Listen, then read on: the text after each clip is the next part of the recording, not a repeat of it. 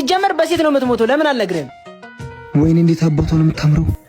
አንተ አሁን እየነገርኩ አንተ ማን ብዬ ልሰይምሽ? ምኑን ትቼ ማን ልበልሽ? ፍጹም ድንቅ ልጅ ነሽ።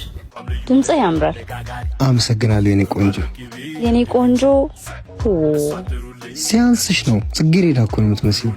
አመሰግናለሁ። እስኪ ልብሽ ውስጥ ትርፍ ቦታ ካለሽ ለምን ፈለከው? ያው ካለ አስገብኝና ህይወትሽን እንደኔ ድምጽ ላሳምረው ብዬ እኮ።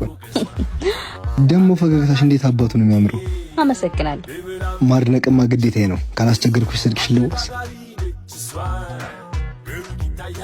የኔ ጉዳይ የኔ ኑሮ ካሁን በኋላ ያንቺ ሆኗል።